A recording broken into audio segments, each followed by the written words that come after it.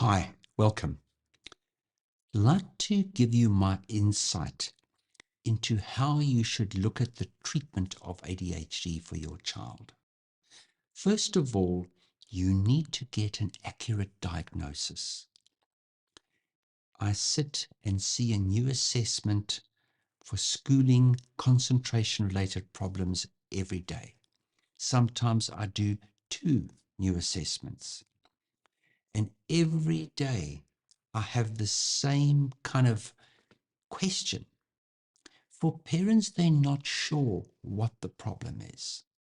They've often received so many kind of treatments, cost them an enormous amount of money, seen many doctors, many therapists over a long period of time.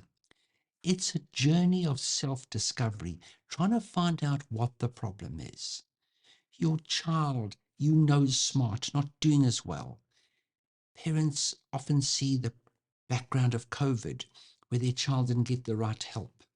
Their child might often have difficulties with speech and language coordination, behavior, struggling at school, 1 year doing okay, next year not doing so well. At home, they sit there playing Lego, they're on the PlayStation, they can do the things they like. And yet you instinctively know they can work things out so quickly, they're smart, but they're not delivering. They're not able to unlock themselves. So before you can get treatment, you've got to have the right diagnosis. And that's what I'd like to talk to you a little bit about, is how you should go about and how does your child get the right treatment and what treatments, what are legitimate, what are not. So there's some things that I'd like to talk to you about. Nutrition, medical issues, that's so important to eliminate underlying medical difficulties. That's why I see a specialist who understands things. They're going to save you so much money and going to be able to eliminate those problems. And sometimes you might be wasting your time. Lots of nutritional interventions, lots of kind of vitamins, lots of unproven, kind of validated treatments by those that are well-meaning, but unfortunately do not help your child. So, as your parent, the journey can be filled with questions and concerns and a deep desire to find the right path for your child, which I understand. The world of ADHD treatments might seem overwhelming, but knowledge is power, and understanding your options is only the first step to make sure that you empower your child towards the right success. So what are the role between medications versus non-medications? It's finding the right mix.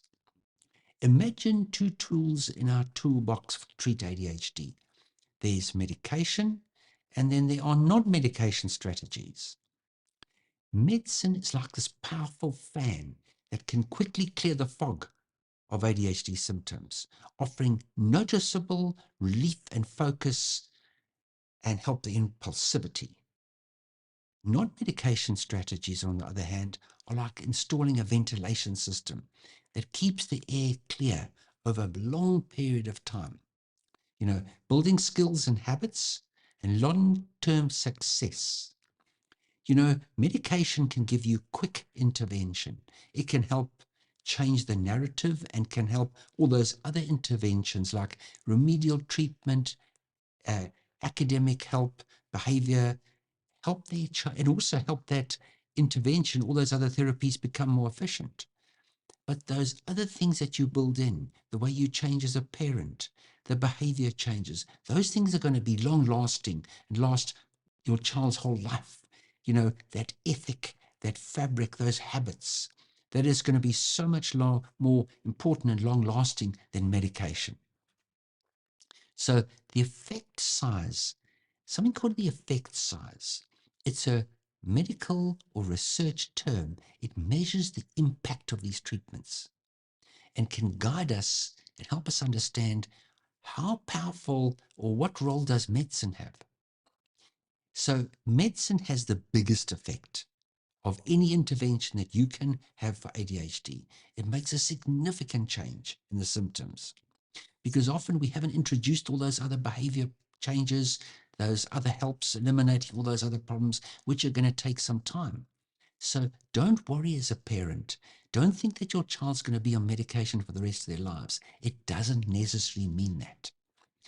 Behavior strategies, and while they have a moderate interventions, they are also very important in the long-term skill development. So why should you get a complete evaluation? Every child's ADHD journey is different. And you as a parent might not see it as ADHD. So it's shaped by the individual challenges and strengths. Every child is different.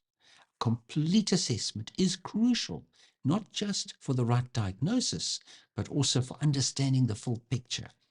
You know, if you as a parent have the right person who's going to help you understand, my job in my practice is just helping you as a parent understand, because I don't talk down to parents. You have to understand. Once you do that, you know what to do, you know what not to do, and you're not going to waste your time, money in the wrong direction. So another important aspect is making sure that we pick up other conditions called co-occurring conditions that might affect the success of ADHD. 80% of children are going to have other problems, and I see it every day. A child is quickly put on a medication after a 10-minute appointment, by a general doctor. And, quick, one tablet of Ritalin, then things don't really kind of improve in the same way that you think, well, if ADHD is kind of a problem, the medication's important, how come my child's not improving in the way that I think? I get disappointed. And that's when I see parents frustrated, teachers also frustrated, because the understanding, making sure you're not doing the right things, intervention, it can be nutrition, sleep, meditation, behavior, parenting, eliminating learning problems, anxiety, behavior, coordination, and even medical problems. So it is very complex. You've got to have somebody who can really have insight, and it can only be done if it takes time. It's about information collection, getting the right information, doing it properly. It often takes me an hour before the appointment just to go through the information from the teacher and therapists. And then, of course, unlocking the information during the assessment. So it's about crafting a tailored approach that addresses everything. So these comorbidities, so ADHD doesn't travel alone. It likes buddies. It never really walks alone. It comes along hand in hand, like learning problems, anxiety, depression, as I've said. Recognizing these companions is vital, as they can influence how well the medication and non-medication strategies. A treatment plan that overlooks these factors is like trying to solve a puzzle with missing pieces. It's doomed to fail. So that's what I do. I partner with parents in this kind of navigation of these waters. We've got to have somebody who understands that, who can have the right plan to help you. So it's all about empowering you as a parent and your child. And even dealing with the young adolescents, you can't tell an adolescent they're young adults. It's a partnership. It's got to be a partnership between kind of taking, you can't kind of tell a young adult what to do. They've also got to help. They've also got to understand. So the importance of a thorough investigation and the impact makes the difference. So I hope you understand that this is medication has a role, but it can only be effective if all those other problems, including your own understanding of how to use it, when to use it, and also the things that we've got to do. So the more the non-medication interventions are introduced, the less medication your child will be on. And the quicker they're going to come off their medicine. That's, if we do the right things. So I hope that helps you. If there's any way that we can help you, please contact us.